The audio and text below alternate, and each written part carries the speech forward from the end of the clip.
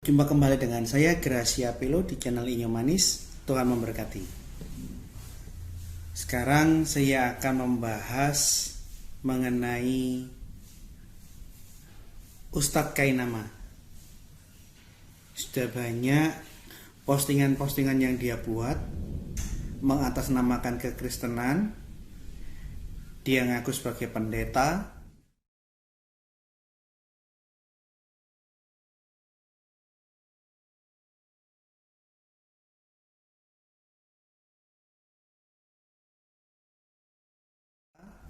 mengaku sebagai lulusan sarjana teologi dari STT Jakarta, ngaku S2 teologi dari Leiden, bahkan mengambil jenjang S3-nya di Haifa, Israel, di sekolah tanah. Sudah beberapa kawan memberikan counter terhadap postingan-postingannya seperti ini, yang tentu saja itu semua adalah bohong. Nah, saya hanya ingin menambahkan, karena saya punya pengalaman bertemu dengan Kainama. Dia suatu saat datang ke Malang. Banyak WhatsApp beredar dari WhatsApp ke WhatsApp.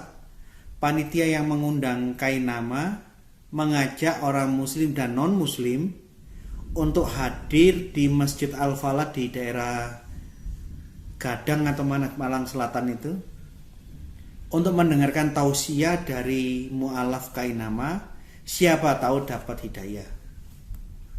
Dan saya datang memenuhi undangan panitia. Nah, di saat itu saya ketemu, saya dengarkan semua ceramahnya. Banyak sekali kebohongannya menggelikan. Banyak sekali kebohongannya menggelikan yang dia ucapkan. Tapi sayangnya orang-orang yang hadir di sana tidak paham bahasa Ibrani. Contoh, dia dengan bodohnya dan konyolnya dia mengatakan Muhammadin, dia plesetkan menjadi Muhammadim. Padahal tidak pernah ada kata Muhammadim di dalam Alkitab, yang ada Muhammadim.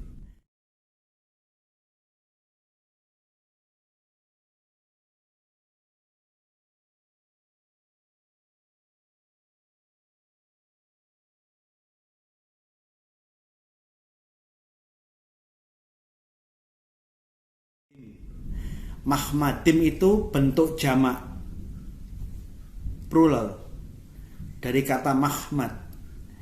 Mahmad itu keinginan, ungkapan suasana sukacita, keinginan dari seorang yang bentuknya percintaan atau romantis. Dan Mahmadim itu bentuknya jamak. Dia mengatakan bahwa Mahmadim, kata kerja dalam bahasa Ibrani bentuk jamak, tidak lain adalah Muhammad dalam bahasa Arab. Dan ini nanti kita akan lihat sesinya, bagaimana dia ngomong, dan akan dibahas bahwa itu semua keliru. Yang menarik, kebohongannya dia bahwa dia pernah lulusan STT Jakarta sudah dibahas dan diberikan pernyataan tertulis oleh STT Jakarta. Dia tidak pernah lulus S1 Teologi STT Jakarta. Selidik punya selidik, ternyata Kainama ini pernah diutus oleh GPIB Sefaot untuk mengikuti kursus musik selama pendidikan 3 bulan di STT Jakarta. Dan yang ngomong ini adalah tuan rumah yang menampungnya. Dia punya kawan Marga Terik, David Terik atau siapa itu, Marga Terik dari Kupang. Karena dia luntang-lantung, tidak punya rumah, nggak ada tempat tinggal, punya masalah di Jakarta, ditampung di keluarga ini, tidur satu kamar sama si Terik ini. Dan Terik memberikan kesaksian apa dan bagaimana siapa Kainama Ustadz pembohong itu yang mengatakan pernah jadi pendeta, yang pernah lulus S1 Teologi STT Jakarta. Bohong semua itu. Orang kalau lulus STT itu dapat ijazah. Mana ijazahnya? Paling gampang, zaman sekarang ini kan sudah ada keterbukaan kan. Sebutkan dia lulus tahun berapa, nomormu berapa, nomor indukmu. Karena kita bisa lihat secara terbuka di internet, Dignas memberikan data secara online terbuka. Apa benar ada nama Agustinus Kainama lulus tahun sekian di dalam daftar Dignas lulusan STT Jakarta atau tidak? Ini kan terbuka sekali. Jadi kebohongan kayak yang bodoh seperti ini sudah tidak cocok dengan zaman sekarang yang semua serba terbuka. Nah, mari kita lihat kesaksian kawan sekamarnya Kainama yang menampung dia di rumah pamannya. Silakan Anda lihat. Ya, nama saya Dedi Terik. Saya lahir di Kupang, lalu merantau.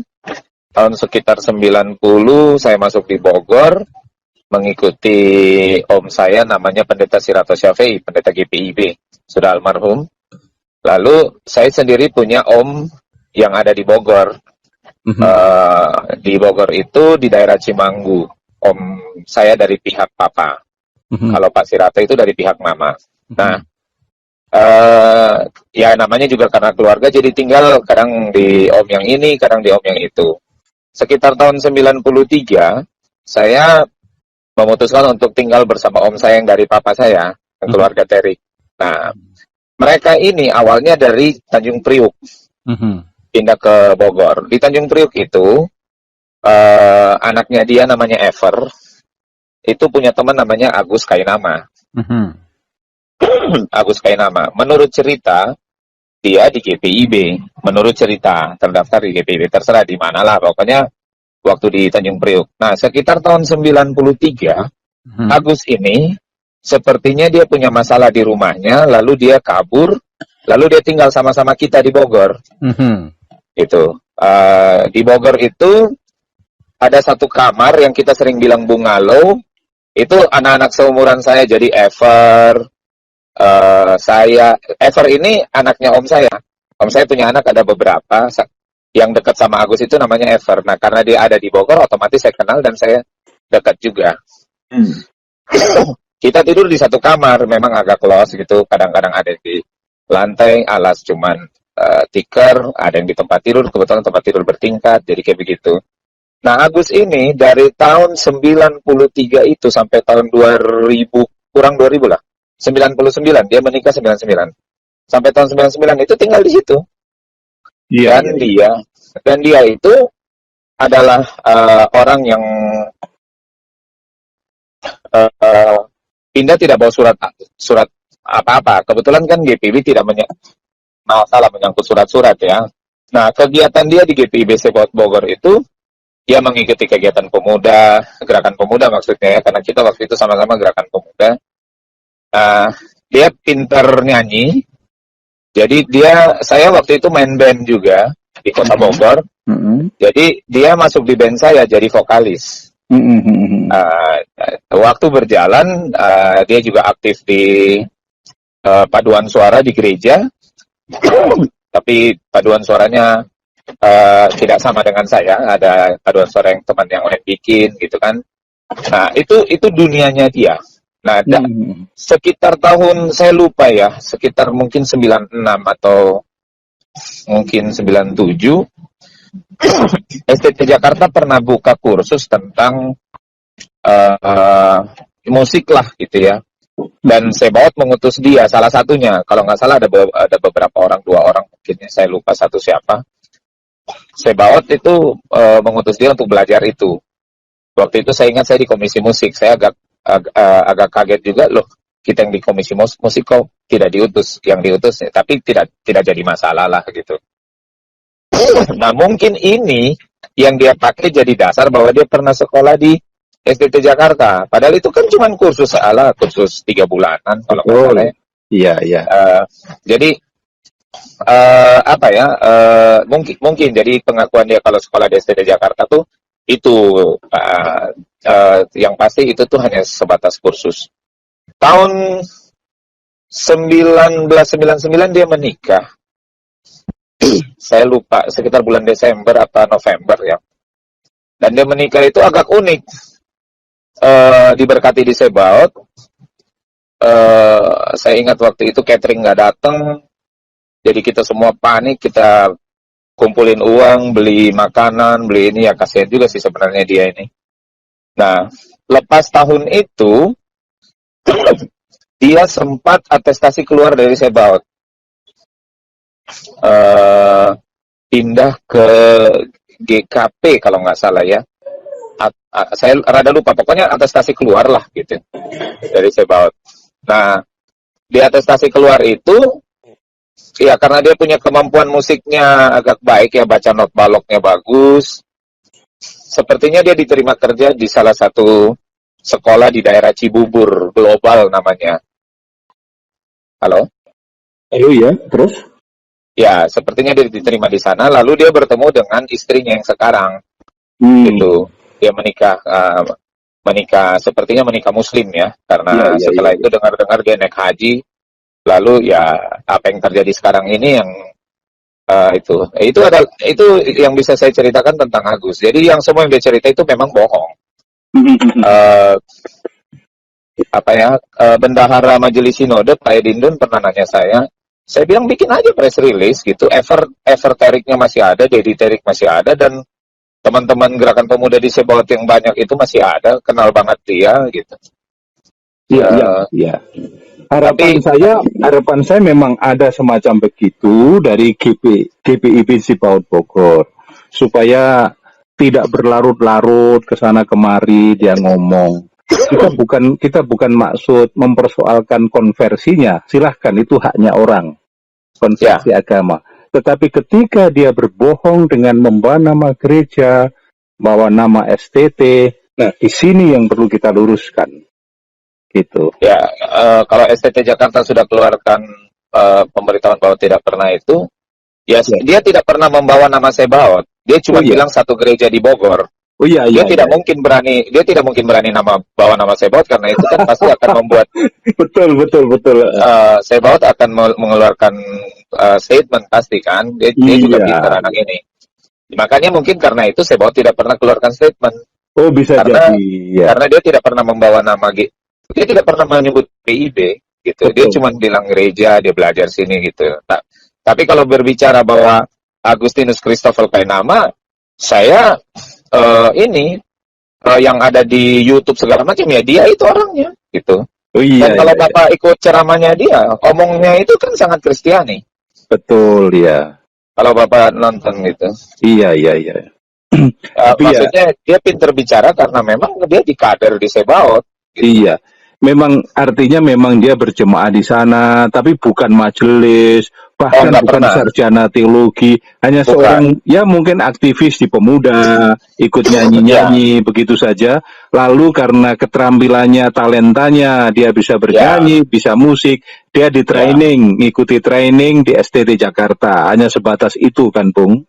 Ya, kira-kira seperti itu. Dia itu sekolahnya dulu menurut pengakuan dia di NHI Bandung. Menurut pengakuan dia, dan memang dia pintar berbahasa Inggris sedikit-sedikit gitu ya, lebih dari rata-rata di tahun segitu ya, di tahun 90-an pertengahan itu lebih dari rata-rata lah. Dia pintar ngomong bahasa Inggris, Jepang, dia bisa sedikit-sedikit, jadi untuk membuat orang terkesima gampang buat dia. Masih dalam berbicara ya, kalau tahu dia konversi karena nikah itu ya haknya dia. Tapi ketika dia mengatakan, oh saya kuliah di STT Jakarta, saya lalu diutus ke Israel, ke salah satu perguruan tinggi apa namanya Haifa atau apa itu. Nah di sini yang perlu kita luruskan. Kita tidak mempersoalkan konversinya, tapi pengakuannya yang dia bicara di sana sini itu yang perlu kita luruskan. Kita tidak ada maksud lain. Teman saya ketua Banser NU di Bogor, sudah saya cerita dan dia sudah mengerti, makanya Agus itu mereka udah tahu lah gitu. Tapi agak susah memang kan di kalangan mereka, karena orang bisa bicara sedikit sudah dipanggil Ustadz. Jadi kalau itulah kompetensi standarisasi kompetensinya kan nggak jelas dari mana gitu kan. Kalau kita kan harus sekolah gitu kan, kalaupun tidak sekolah kan di kader di gereja, jelas gerejanya mana gitu. Kalau ini kan karena gampang sekali orang dipanggil Ustadz, ya mungkin dia begitu mudah untuk itu, dan dia mudah lah ngomong untuk menipu orang, gampang lah gitu. Ya, Kalau menurut saya, memang saat kalau ini banyak yang ngaku mantan pastor, ngaku mantan suster, tapi nggak jelas semuanya. Itu yang membuat kita prihatin. Ya, apa ya itu bukan prihatin karena dia konversi, enggak. Prihatin atas pembodohan dia itu yang dia lakukan. Toh terbukti, masa ngaku ini. Ya sudahlah, kalau konversi. Ya kalau toh dia memang mantan pastor, ya ngaku mantan pastor. Saya di sini nih bukti-buktinya. Ya ini ngaku mantan pastor, tapi tidak punya bukti, malah dia walah bikin ini itu. Nah, ini yang bikin kita prihatin, Bung. Tapi ya sudah. Terima kasih banyak saya apa infonya dari Bung Dedi Tarik. Terima kasih sekali lagi. ya saya Mm-mm.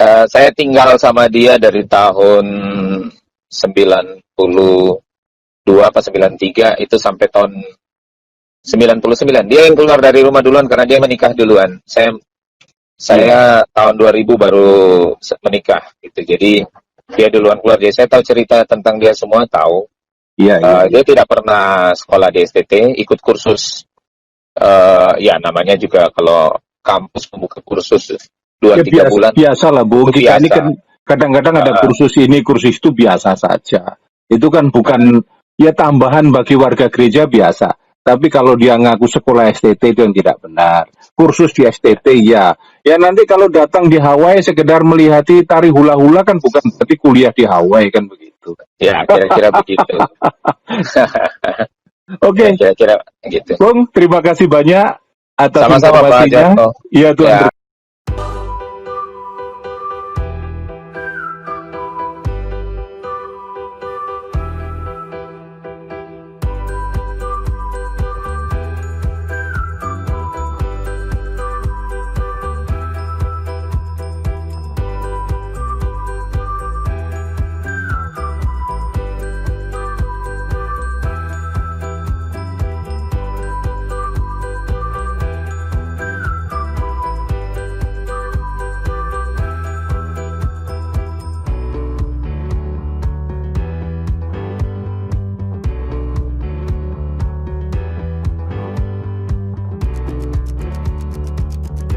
Jumpa kembali dengan saya Gracia Pelo di channel Inyo Manis. Tuhan memberkati.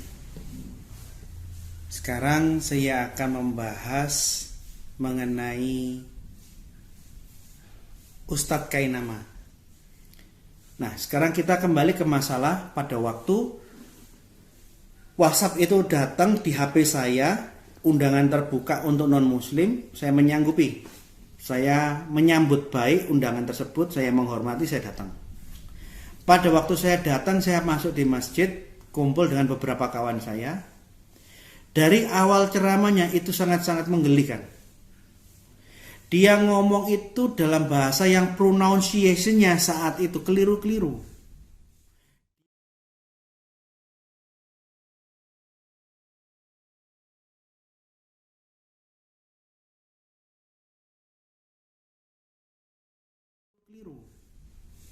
Dia ngomong itu yang dia berperan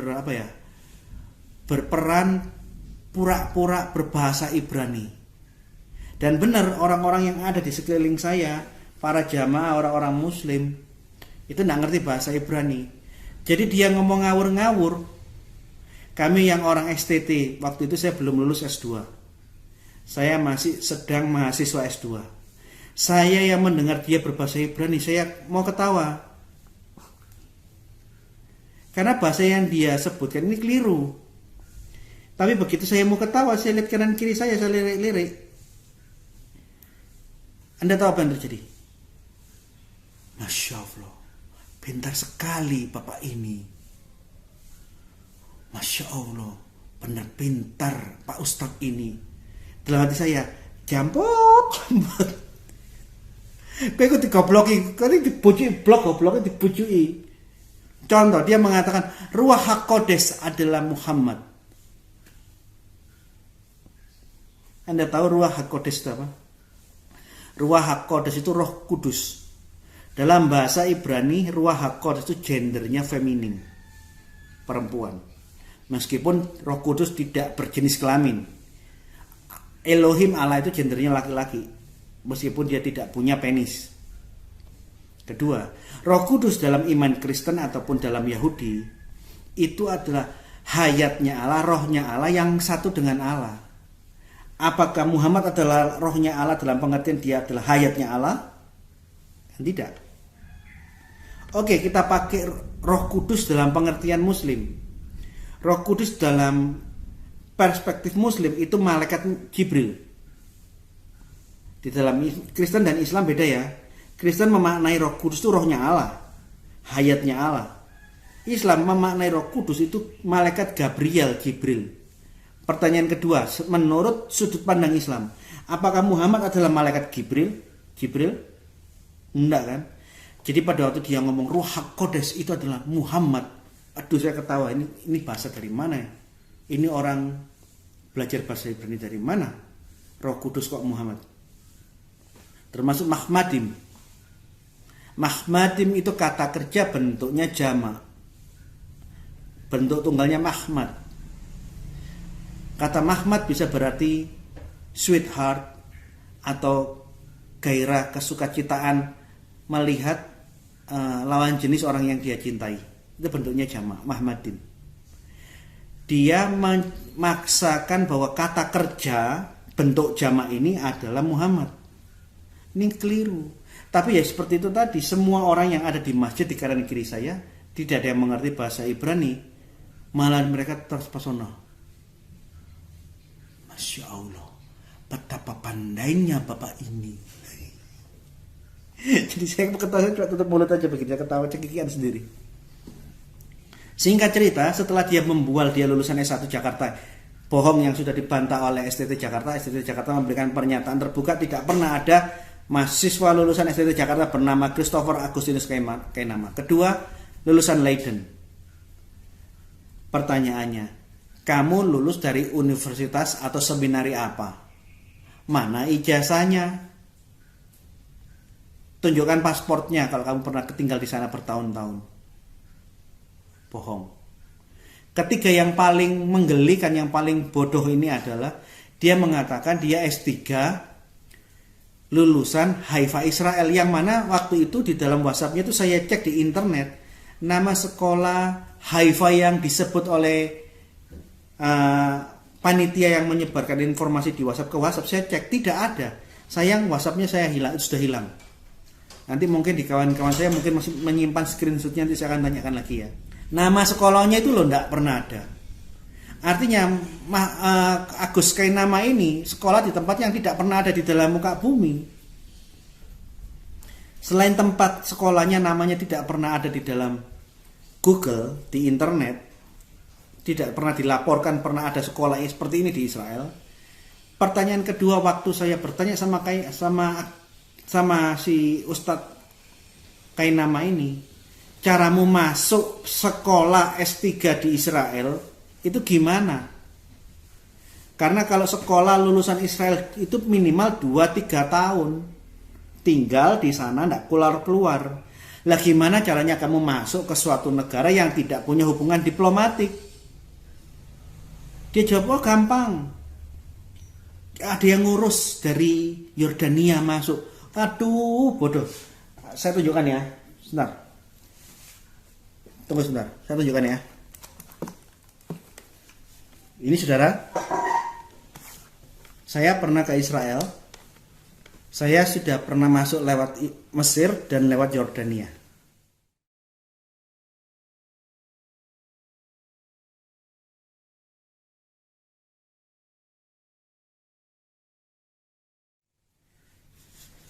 Izin masuk untuk ke Israel via Mesir atau paspor lewat Yordania itu hanya izin turis. Dan itu tidak lebih dari 2 minggu. Setelah itu kamu harus angkat kaki. Nih. Ini paspor saya yang sudah mati.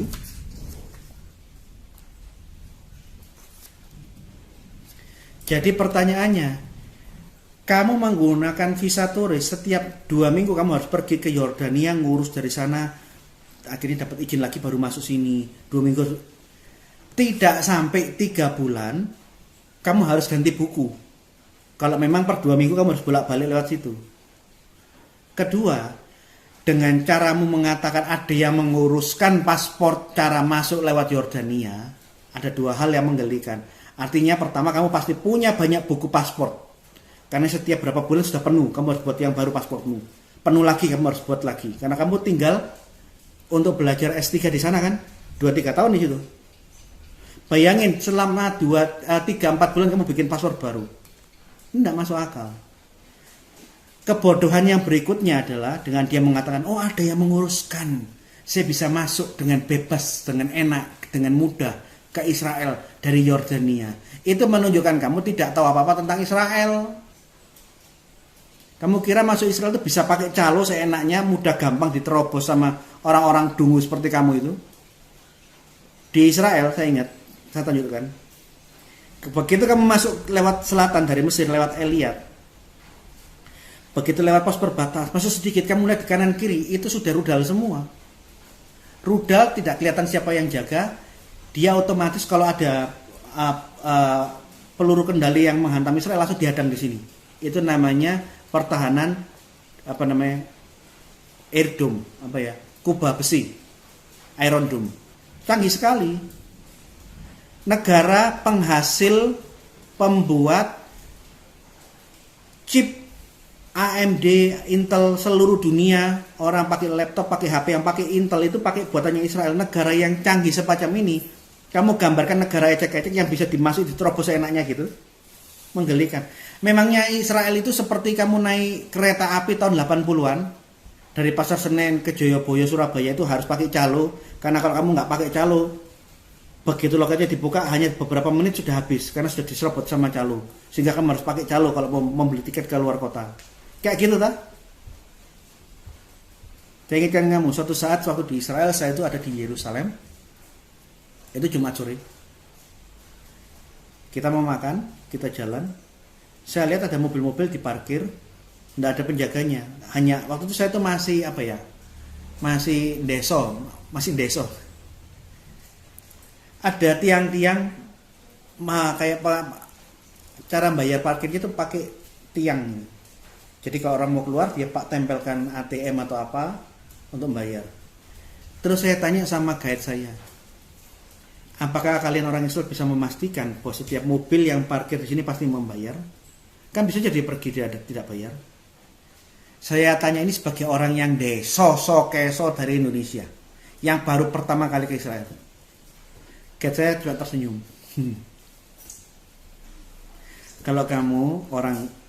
Jika kamu Israel citizen, kamu tidak akan pernah lakukan itu. Kenapa?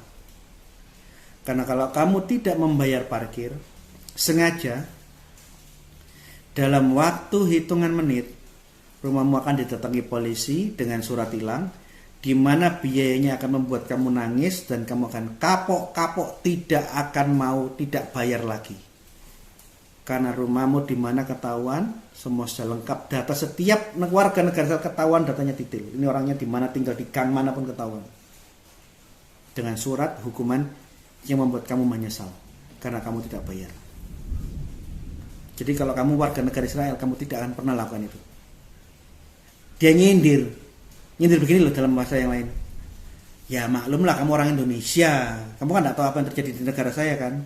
Kalau kamu orang Israel, tidak mungkin kamu lakukan itu. Tidak mungkin kamu nggak bayar, tidak mungkin. Jadi kayak nama yang nggak pernah ke Israel, dia membual dengan menggambarkan bahwa untuk masuk ke suatu negara penghasil Intel, semua prosesornya komputer sedunia, itu mudah dan mudah diterobos, itu menggelikan sekali. Jadi yang paling masalah adalah pada waktu dia membacakan, saya tes membawakan buku, saya suruh baca mana, mau baca bahasa Ibrani, Alkitab bahasa Ibrani yang saya bawa Ibrani Gundul. Dia tidak mau membaca Ibrani Gundul, dia memilih Haggadah. Haggadah ini adalah liturgi, Haggadah Pesah ini liturgi untuk hari Paskah Yahudi. Tapi dia ngotot bahwa ini puji-pujian. Dari mana Paskah itu puji-pujian? Haggadah ini liturgi, urut-urutan ibadah untuk merayakan Paskah. Tapi dia ngotot Haggadah Pesah ini adalah nyanyian. Aduh, ini menunjukkan dia tuh nggak ngerti apa-apa tentang Israel, nggak mengerti apa itu tentang Yahudi, budaya Yahudi. Dia berbohong dan membual. Nih, lihat ya. Ini buku yang saya suruh dia baca. Dia baca keliru-keliru.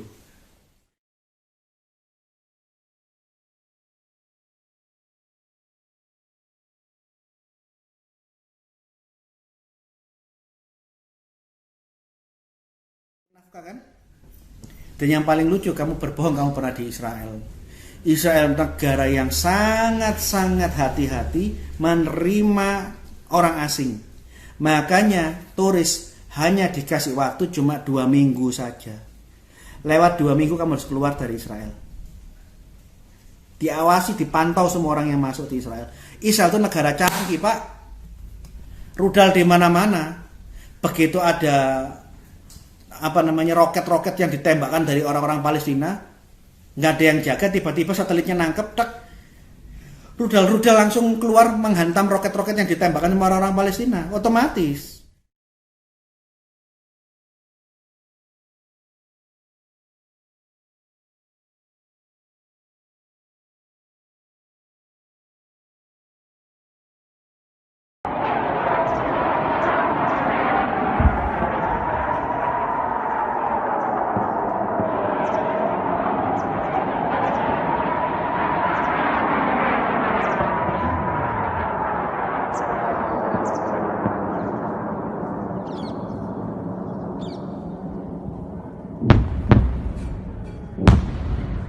בוקר טוב.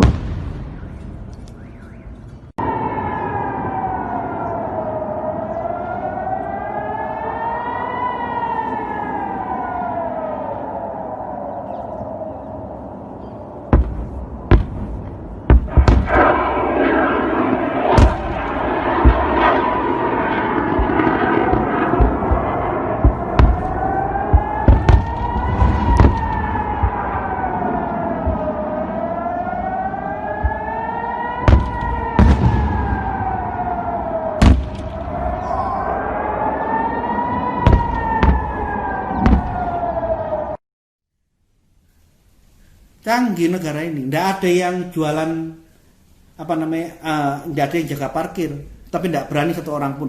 Orang Arab, orang Israel, tidak ada yang tidak berani bayar parkir di Israel. Canggih. Anda jalan ke Ben Yehuda Street, laki perempuan pakai celana pendek, pakai kaos, senjata-senjata bertentengan begini. Mereka nyantai minum tapi dengan refill itu senjata serbu, pistol, Uzi semua bawa kayak begitu. Kamu nggak ngerti apa-apa tentang Israel. Kamu lebih parah, lebih bodoh dari saya yang deso waktu itu. Saya pertama kali ke Israel, saya yang deso. Saya ke Israel itu dapat hadiah loh ya. Saya hanya penjual telur asin yang tidak punya uang, tidak membayangkan bisa ke Israel. Setelah saya debat pertama, saya diberi berkat oleh orang yang saya tidak pernah kenal selama 7 tahun. Dia memberi hadiah saya pergi ke Israel. Kira-kira saya semester 3, semester 4 waktu itu. Setelah 7 tahun sejak saya ke Israel, baru saya tahu siapa orang yang memberikan berkat mensponsori saya ke Israel. Ini loh Pak. Buku-buku saya tuh banyak yang saya beli di Mesir, di Israel. Ini loh. Kalau kamu setiap 2 minggu sekali, kamu keluar masuk Israel, keluar masuk perbatasan, sekitar 3 bulan kamu harus ganti paspor. Berarti kamu punya banyak sekali paspor selama kamu kuliah di Israel 3 tahun. Kalau kamu punya banyak sekali paspor karena kamu tinggal di Israel 3 tahun, kamu bolak-balik, punya banyak sekali paspor. Tolong fotokan pasportmu 1 aja, tunjukkan ke mata kita. Kapan kamu masuk Israel? Aneh kan? Orang yang tinggal di Israel yang punya banyak sekali paspor, bertemu-temu paspor masuk Israel, tidak bisa menunjukkan satupun paspor, kan aneh. Dan lebih aneh, orang yang tinggal live in, tinggal di Israel 2, 3 tahun, 4 tahun di Israel, tidak bisa bercakap-cakap dalam bahasa Ibrani. Mengerikan.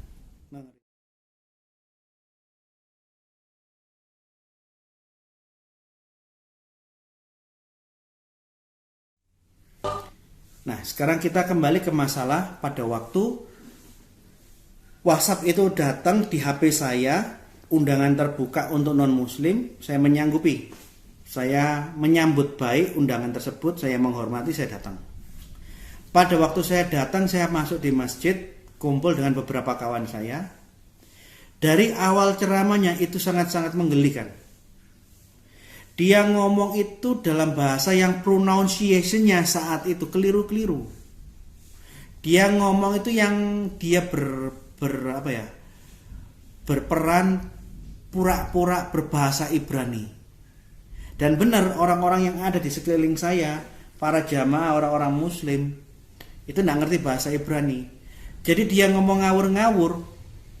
Kami yang orang STT, waktu itu saya belum lulus S2. Saya masih sedang mahasiswa S2. Saya yang mendengar dia berbahasa Ibrani, saya mau ketawa. Karena bahasa yang dia sebutkan ini keliru. Tapi begitu saya mau ketawa, saya lihat kanan kiri saya lirik-lirik. Anda tahu apa yang terjadi? Masya Allah, pintar sekali bapak ini. Masya Allah, benar pintar Pak Ustadz ini. Dalam hati saya, jambot. Kau ikut digobloki, kau ini dibujuki, gobloknya dibujuki. Contoh.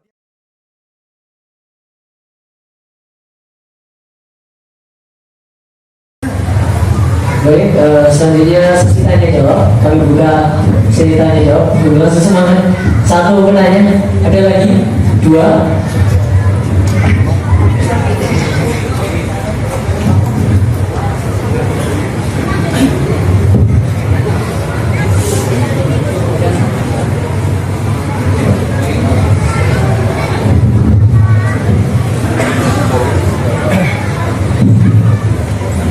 Assalamualaikum warahmatullahi wabarakatuh.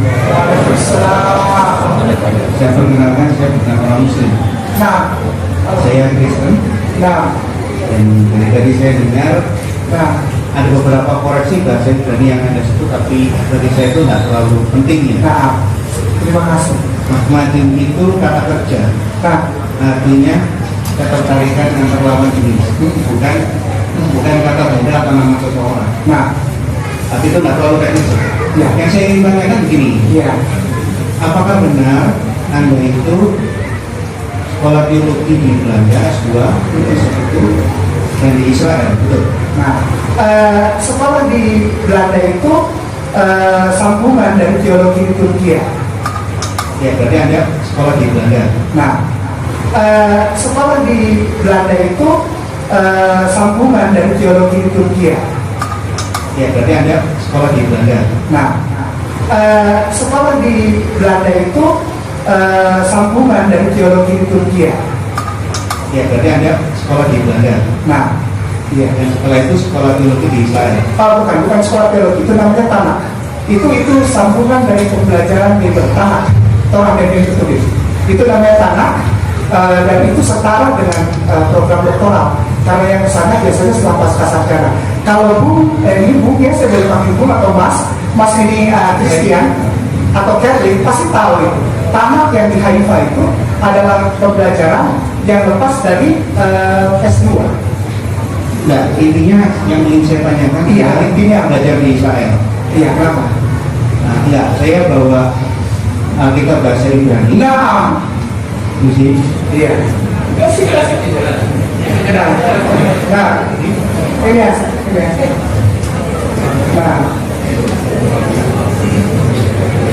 terima kasih Pak. Yang ini bukunya yang dari ya, ini harga ada. Besok Pak. Ini bukan mobil, ini harga ada. Usia. Bukan, pada itu kalau Anda belajar tanah di Padang ya, pas pesta, pesaka, pesta, Passover, lewat pesta, pesaka, pesta, Passover, melewati.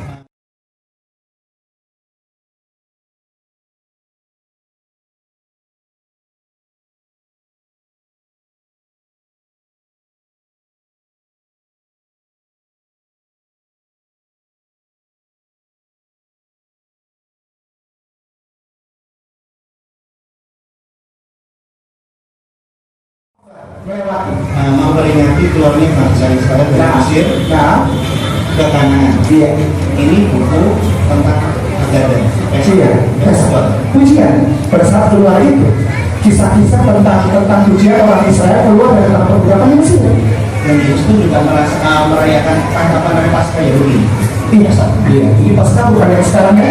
Ini yang ini tulisannya agak gede, tolong dibacakan. Baik. Ini tes. Karena gini, sebelum dibacakan, Indonesia itu tidak punya hubungan diplomatik dengan Israel. Jadi aneh, ada orang Indonesia bisa sekolah di Israel. Kecuali saya ini orang Indonesia tapi sudah warga negara Australia atau Singapura, sehingga saya bisa masuk ke sana karena negara Australia atau Singapura punya hubungan diplomatik. Nah ini yang pertama yang saya tanya. Kedua, saya searching di internet, nama sekolah Anda itu tidak muncul di internet, tidak ada. Nama sekolah yang saya baca dari WhatsApp tuh. Oleh karena itu saya ingin tanya, bagaimana bisa masuk ke Israel padahal kita tidak punya hubungan diplomatik? Ya, kita lewat sebenarnya yang mengatur perjalanan kita lewat Jordania. Kalau Anda lewat Jordania, Iya. pasportnya itu cuma 2 minggu. Setiap 2 minggu Anda harus kembali lagi, harus bisa masuk. Iya. Jadi selama Anda di sana, Anda setiap 2 minggu bolak-balik. Ada yang mengurusi. Oke, Kita di sana. ya, ini jawabannya. Gini.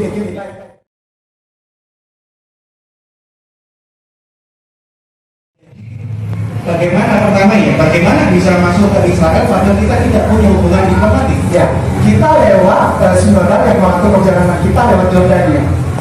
Kalau Anda lewat Jordania, Iya. paspornya itu cuma 2 minggu. Setiap 2 minggu Anda harus kembali lagi, harus bisa masuk. Iya. Jadi selama Anda di sana, Anda setiap 2 minggu bolak-balik. Ada yang mengurusi. Oke, Kita di sana. ya, ini jawabannya. Gini.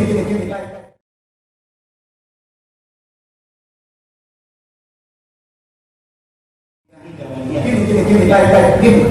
Ini tes namanya. Ini bukan pertanyaan. Iya. Nah, ini tes ya. Jadi gini.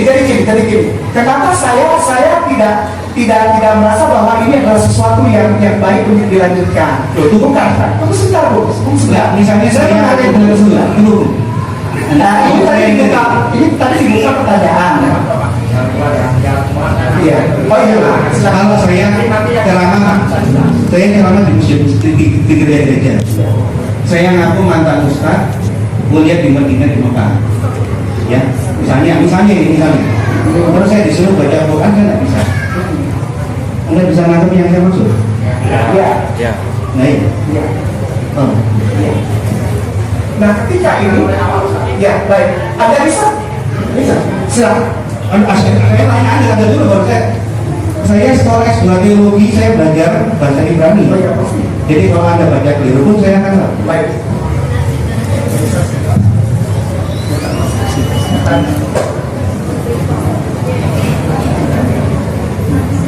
Ini share. Isya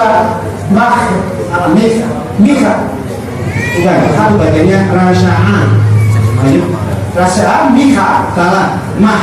Ini ada kamat itu A. Ini kamat he. Bacanya baca lagi. Hafa.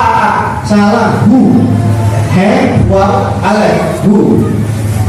Benar, saya S1 teologi, saya S2 teologi, bahasa Ibrani untuk orang Kristen di sekolah teologi itu kayak Anda baca bahasa Arab di pesantren.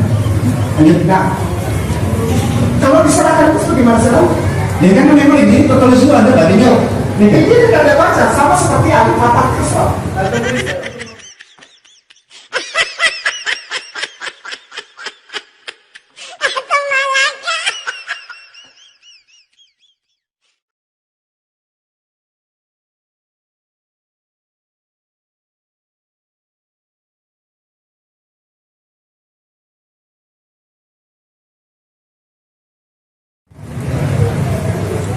Isya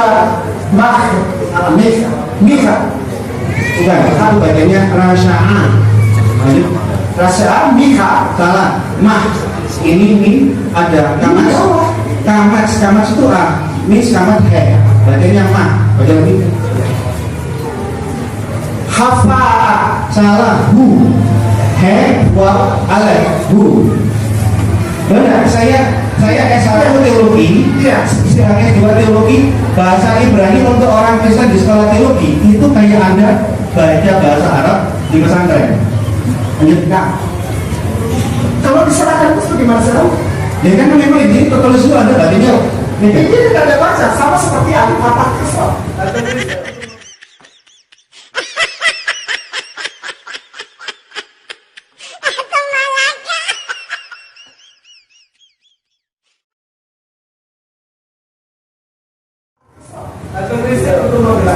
Iya, iya ini benar.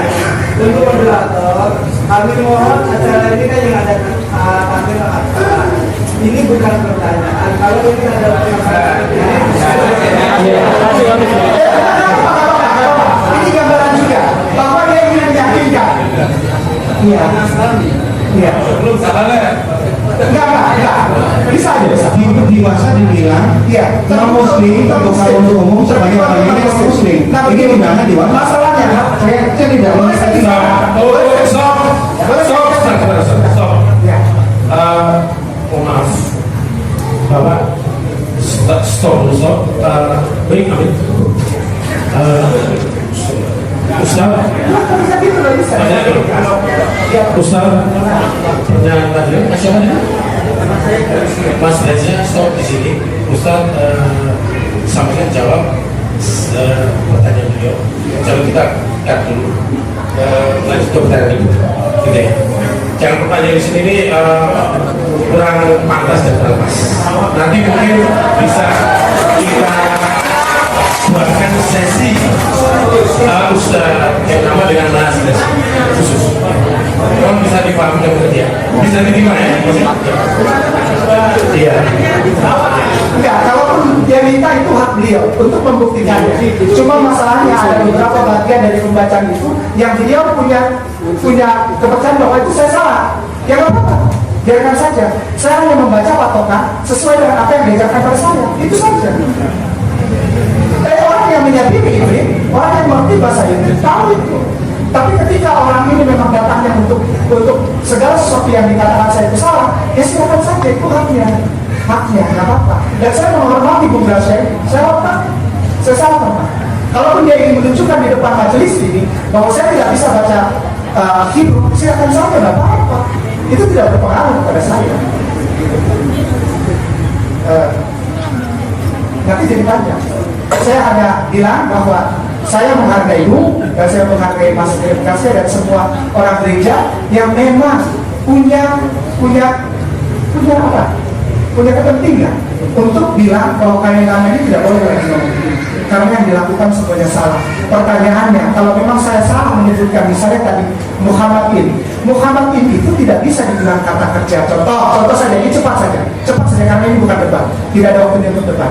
Muhammad itu ada terdapat 25 kali di Bible yang sama dan masing-masing di dalam terjemahannya itu berbeda-beda. Kalau memang Muhammad di situ artinya adalah desire atau keinginan hati, maka semua kata-kata Muhammad di dalam Bible yang artinya lain tolong diganti juga jadi desire atau keinginan hati. Tapi kita nggak bahas itu karena saya sudah sampaikan. Nah, kenapa saya baca ini tidak bertentangan? Karena memang tidak ingin dibenarkan. Gitu, bukan pembenaran saya, bukan, tapi saya berusaha untuk memberikan yang terbaik, bahwa saya memberikan dasar argumen. Ini pertanyaan, kalau memang pertanyaan bisa dijawab, saya jawab, tapi kalau tidak bisa dijawab, ya saya bilang tidak bisa jawab. Tapi apa saja, nggak pusing. Jadi kepada Bung ini dengan segala kerendahan hati saya sangat menghormati dan untuk non muslim dibuka memang untuk bertanya, dan kalau ini bukan bertanya Mas. Ini apa? Bukan debat juga. Ini ngetes yang sepertinya memang menjadikan untuk menjatuhkan orang-orang seperti saya. Ini takutnya begitu aja. Saya tidak pernah takut karena saya telah menghadapi lebih berat dari ini. Tapi pada suatu saat saya harus membatasi diri saya tidak mengikuti kemauan dari saudara. Ada yang saya ikut jawab, tapi ada yang saya membatasi diri. Bukan karena saya pintar les, karena saudara kita juga di perguruan tinggi kalau S2 atau G3 itu pintar. Jadi itu hal yang biasa. Itu hal yang biasa. Apologetika dipelajari di sekolah tinggi teologi. Namanya apologetika. Itu hal yang biasa. Jadi saya mengucapkan terima kasih, tapi tentu saja sesuai dengan apa yang disampaikan oleh moderator bahwa ditanya itu. Bukan ketika ditanya, lalu saya bilang bisa, lalu dites, lalu disalah-salahkan. Kalau memang salah, terima kasih. Saya tidak butuh tanggapan. Terima kasih banyak. Dan insya Allah kita bisa ketemu lagi lain kesempatan dengan pembacaan Hebrew Bible. Hebrew Bible. Kata penutup, dimanapun kalau orang baca berkata, ketika ada fakta pasti dibaca.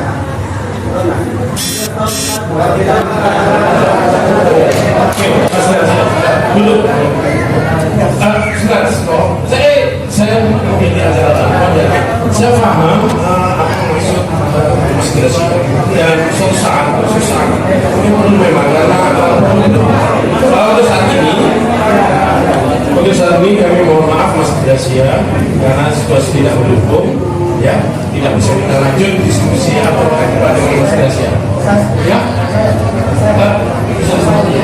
Nanti ini menarik, kalau saat itu bisa audiens khusus bisa, ya. Kalau Mas Gracia, ya. Akan untuk berbicara, tapi tetap modalnya kita hormati ya.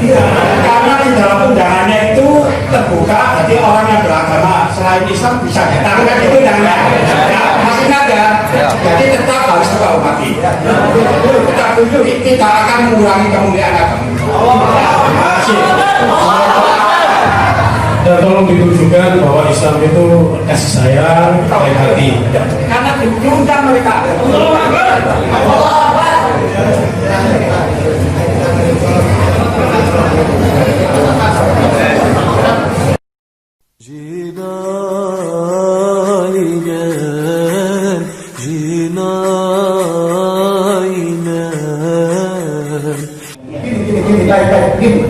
Ini tes namanya. Ini bukan pertanyaan.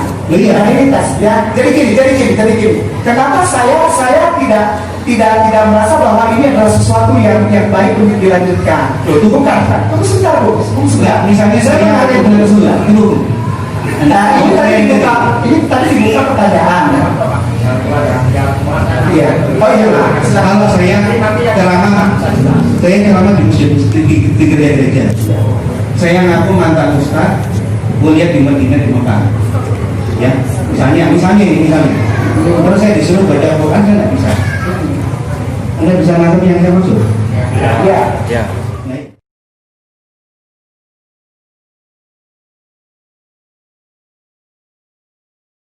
Shalom, selamat berjumpa lagi dengan saya Gracia Pilo di channel Inyumanis, channel Apologetika. Ayo berapologetika. Kali ini saya memberikan masih seri dalam membahas kain nama, tapi ini yang terakhir. Ini yang seri keempat. Saya udah tunjukkan semua data-data di beberapa seri yang sebelumnya, bahwa kain nama itu benar-benar penipu yang tidak tahu malu. Dia bukan pendeta, ngaku pendeta. Dia ditampung di rumah orang NTT bertahun-tahun, dan kawan yang sekamar dengan dia yang menampungnya memberikan kesaksian. Dia tidak pernah sekolah di STT Jakarta. Dia hanya kursus 3 bulan, kursus musik, tapi ngaku sekolah teologi S1 STH dari STT Jakarta. Dia berbohong tentang Leiden, berbohong tentang Israel. Masa orang Israel seperti yang Anda lihat nih tidak bisa membaca Rasa'ah. Coba lihat.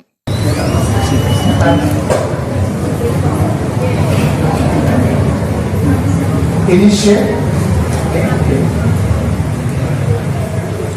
Isya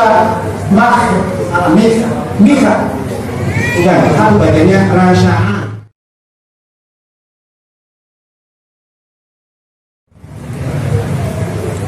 Isya Mika.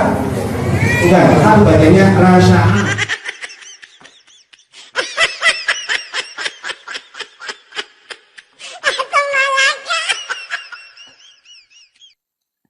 Dia ngotot membacanya Isya.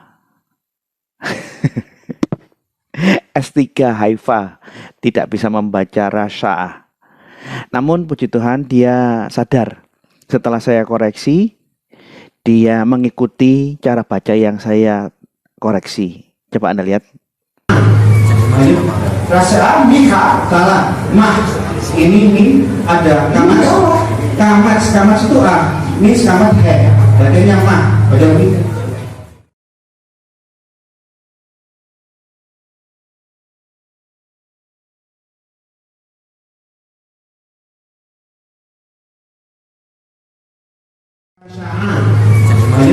rasa Mika salah mah ini ada kamas itu ini kamas bacanya mah baca ini. Setelah satu kata keliru, dia baca kata kedua itu pun keliru lagi.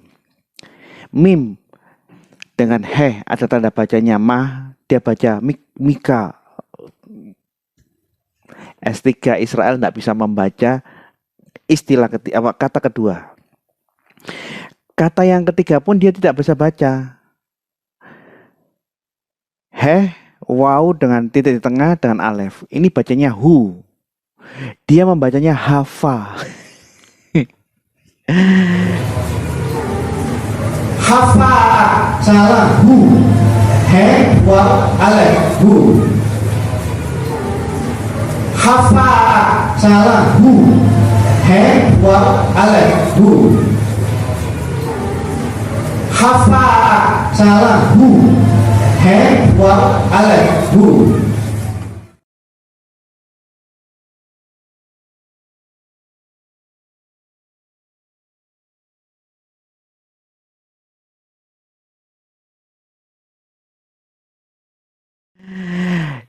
Baru satu baris kalimat yang belum tuntas. Kata pertama dia salah baca, kata kedua dia salah baca, kata ketiga salah baca. Yang jadi masalah, saya yang keliru. Karena begitu dia salah, langsung saya koreksi. Dia salah lagi, langsung saya koreksi. Karena saya nggak tahan, nggak bisa menahan diri. Melihat dia melakukan kesalahan demi kesalahan. Harusnya sih saya biarkan dia baca semua. Setelah dia baca baru saya koreksi satu persatu. Tapi ya sudahlah. Tapi memang kayak nama ini orang yang sudah didesain untuk sengaja berbohong. Sehingga dia dibayar untuk berbohong di mana-mana. Mantan pendeta, mantan STH, STT Jakarta, S3 Haifa Israel. Dan dia memang sengaja dipasang, sengaja digaji untuk job seperti ini. Bahkan dia punya posisi yang terhormat dengan gaji yang besar di dunia permualafan. Nah, paling gampang dari pertama saya sudah curiga dia tidak bisa baca. Pada waktu saya baca pesah, dia baca pesekha. Saya ngotot tidak bisa, ini hurufnya pesah. Pesot sama tau, tot. Ini bahasanya pesah. Oh enggak, pesekha.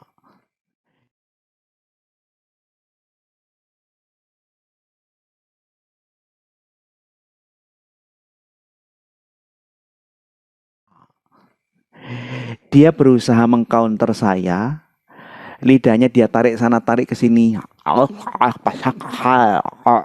Dia rubah-rubah seperti itu hanya untuk menunjukkan ke audiens bahwa dia fasih berbahasa Ibrani di hadapan orang-orang yang sama sekali tidak ngerti bahasa Ibrani. Dan dia berhasil kala itu. Berhasil membodohi orang-orang satu jamaah masjid. Jadi begitu saya lihat, oh ternyata mengenai pesah dia tidak baca huruf Ibraninya Shel Haggadah Pesah, tapi dia berusaha membantah ucapan saya dan ingin mencitrakan bahwa dia lebih tinggi kemampuan bahasa Ibraninya, sehingga kata pesah yang tertulis pesah di dalam bahasa Ibrani dia tarik-tarik lidahnya. Pesah.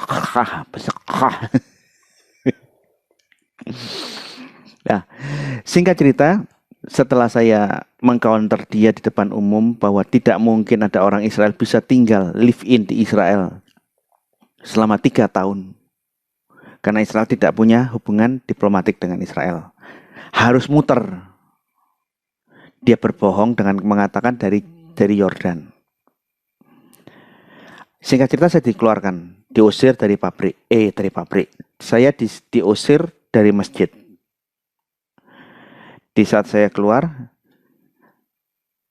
saya jengkel.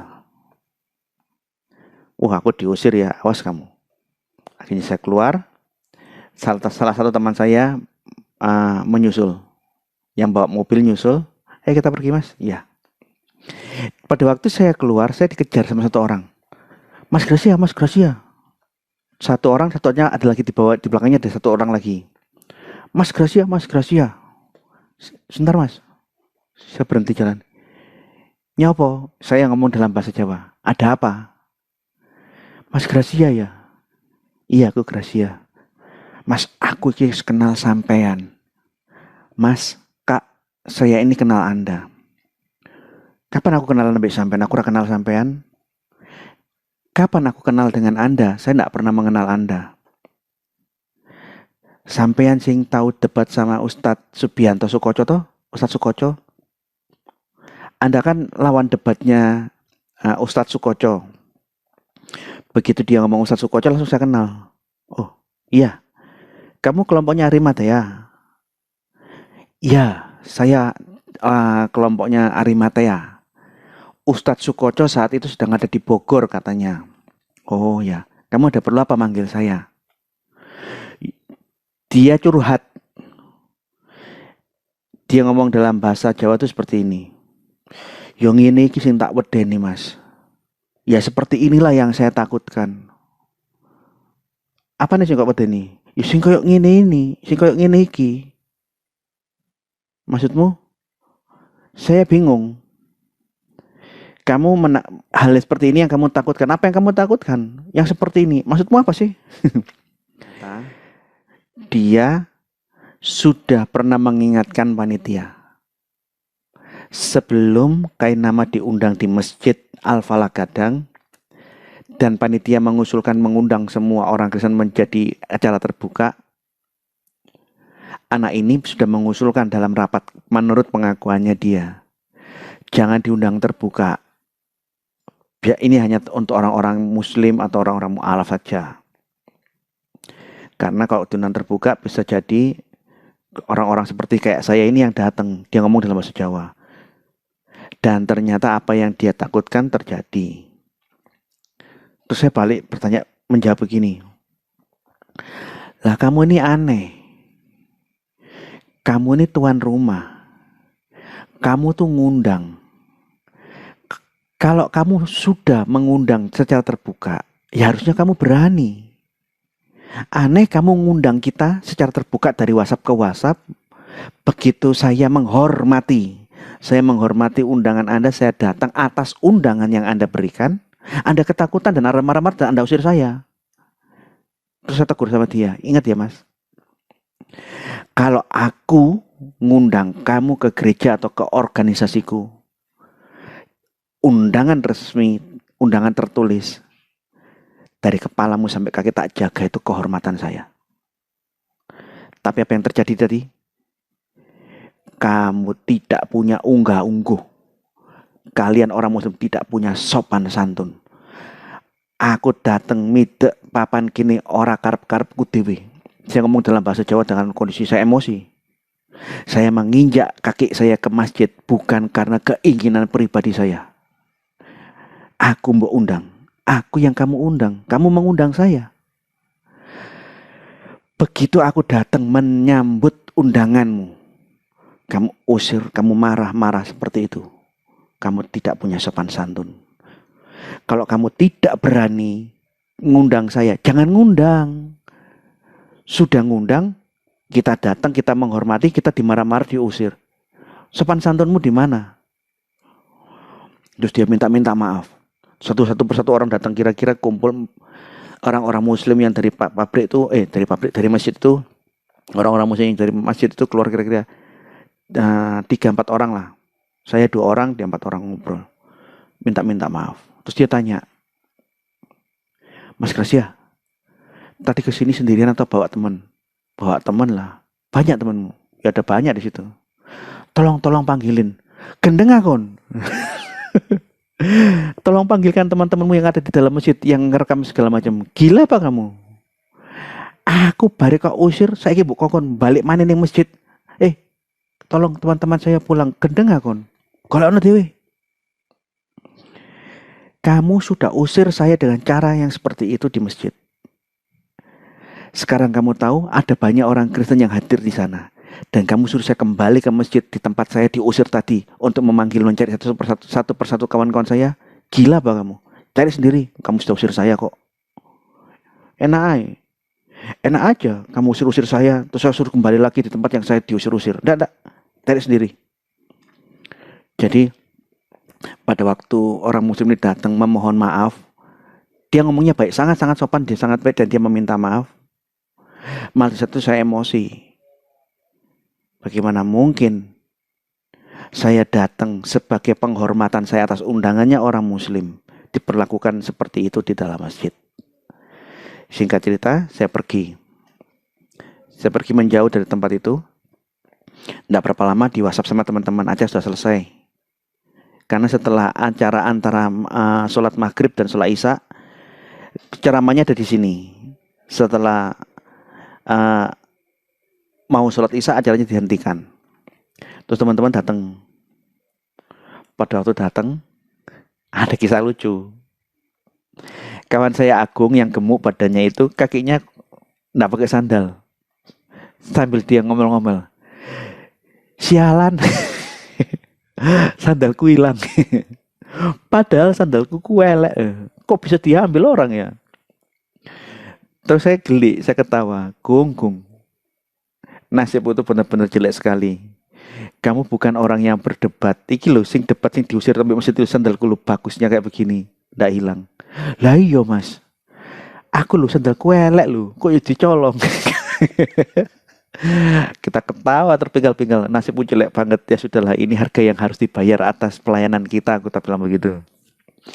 Sambil terpinggal-pinggal kita mencandai dia, kita bully dia. Kita ke Indomaret atau Alfamart gitu. Kita beli sandal. Nah, pada waktu kita pulang bersama dengan si Agung ini dalam mobil, dia cerita. Kenapa pada waktu saya debat sama Kaimana di sana, mic saya diminta dirampas sama panitia yang ada di depan itu.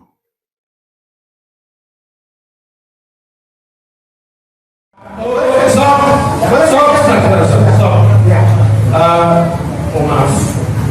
Bapak, stop. Baik, amin. Stop. Maaf,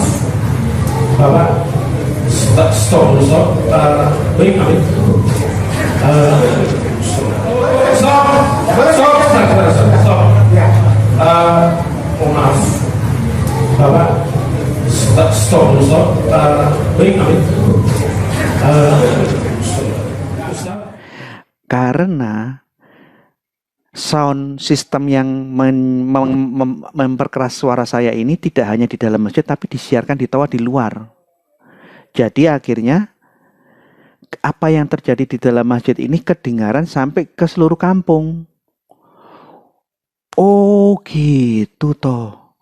Pantesan di saat saya berdebat dengan Kainama, masjid ini tambah lama tambah penuh, perempuan-perempuan maju ke depan mau melihat di sebelah kiri di tempat pintu masuk, di tempatnya wudhu itu orang-orang banyak, semakin penuh, jadi semakin berdesak-desakan. Ruangannya sudah sesak, orang berdesak-desakan kayak mau masuk, mau melihat. Ternyata pada waktu saya berdiskusi dengan Kainama, berdialog dan berdebat di dalam masjid, disiarkan di toa. Ya, jadi ternyata suara toanya itu keluar kemana-mana. Ya, dia membuat orang-orang datang berkerumun menyaksikan ada apa sih di masjid, kok ada yang berdebat, kira-kira begitu. Nah, setelah pertanyaan kedua dari orang lain, orang muslim, panitia mengundang untuk sholat sholat isya berjamaah. Tapi yang menarik, kata pengakuan kawan-kawan saya yang keluarnya terakhir, setelah ceramahnya selesai, mereka sama sholat isya, masjid langsung sepi. Hanya ada beberapa orang yang menemani Ustadz Kaimana sholat di sana. Yang lain semua pulang ke rumah, tidak mau sholat berjamaah di situ. Saya lihat, berarti ada kemungkinan beberapa orang Muslim yang masih menggunakan nalar dan akalnya merenungkan kata-kata saya. Iya ya, Israel sama Indonesia tidak ada hubungan diplomatik. Indonesia tidak punya kedutaan di sana. Bagaimana dia bisa masuk ke negara Israel, negara yang sangat-sangat canggih, yang sangat-sangat teliti menerima orang yang keluar masuk ke negaranya, dan bisa tinggal di sana 2-3 tahun. Nah, jadi saya ingin menunjukkan bagian part keempat ini. Kayak nama, kalau memang engkau sengaja dibayar, dinafkahi untuk berbohong dan kemana-mana, saya menyarankan sudahilah pekerjaanmu yang seperti ini. Di mata saya ini pekerjaan yang hina. Kamu bukan pendeta, ngaku pendeta, tidak pernah sekolah teologi, ngomong S1 teologi STT Jakarta, S2 dari Belanda, S3 dari Haifa, bohong semua. Dan bertobat. Mungkin kamu tidak mengikuti omongan saya. Mengalu dong, masa Gracia Pelu menyuruh saya bertobat? Urusanmu. Saya punya kewajiban mengingatkan kamu, cara-caramu yang hina berbohong demi berbohong seperti ini, hentikan. Ya. Karena itu cara-cara yang sangat-sangat rendah. Mungkin kamu udah memperbaiki diri, sudah mulai belajar, karena malu saya permalukan di dalam masjid, di depan semua jamaah masjid Al-Falah Gadang. Kamu malu, kamu belajar giat. Ingat, sekalipun kamu belajar giat, kamu bukan lulusan Israel. Ya, saya peringatkan, hati-hati. Tidak semua orang Kristen bisa bahasa Ibrani. Tapi sekolah-sekolah teologi yang bagus semua mengajarkan bahasa Ibrani. Hati-hati. Hati-hati. Jadi para permisa yang pernah melihat ceramah-ceramahnya kayak mana, dia melakukan kebohongan demi kebohongan, termasuk saya akan berikan ulasan khusus tentang Mahmadim seperti yang kamu minta. Kamu minta ini rekamannya, coba kamu lihat. Kamu minta saya membuat suatu ulasan tentang Mahmadim.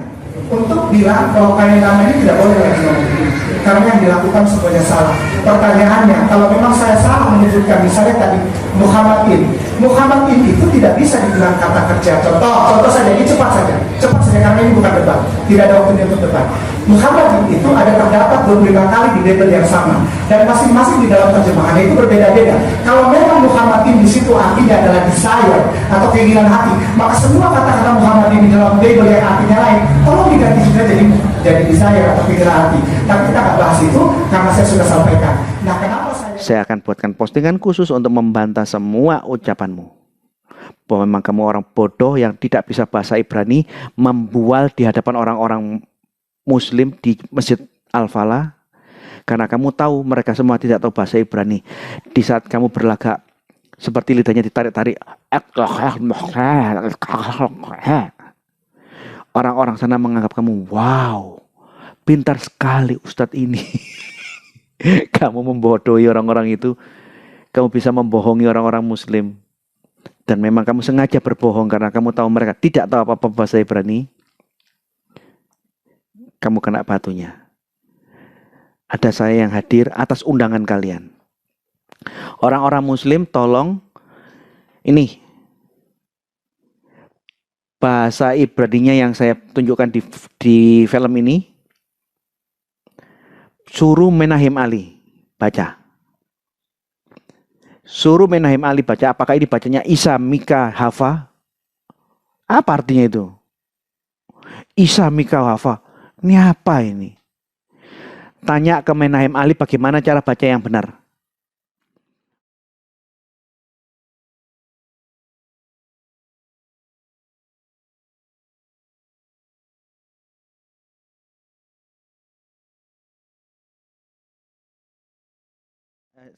Selain itu, selain ceramahnya Ustadz Ahmad Kaimana ini, di dalam WhatsApp beredar informasi akan ada 3-4 seri ceramah dari Insan Mokoginta.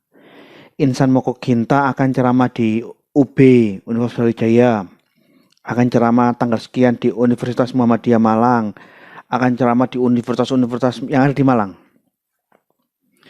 Nah, saya utus setelah kasus Kaimana, teman-teman saya, orang-orang yang belajar sama saya utus, karena ini undangan terbuka di universitas-universitas di Brawijaya, di Universitas Muhammadiyah Malang, bilang bahwa kita akan datang. Secara resmi kamu undang, secara resmi kami akan datang.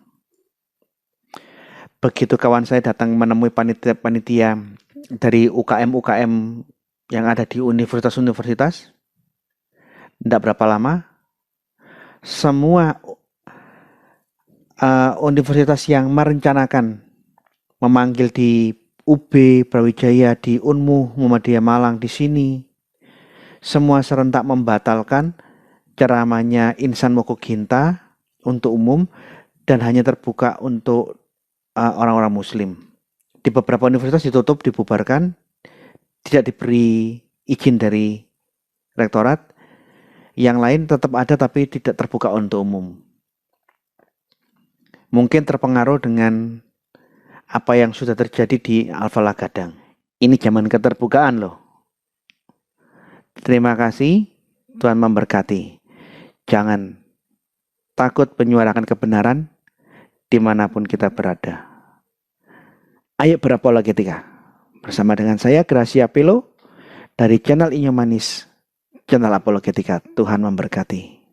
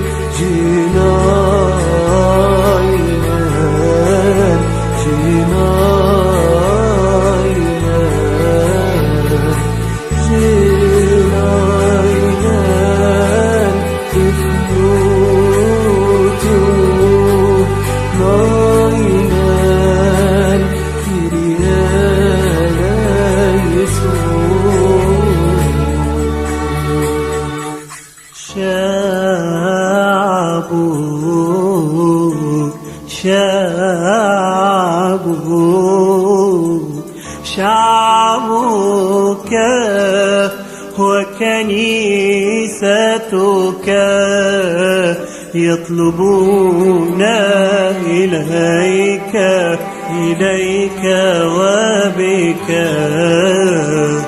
إلى الآب معك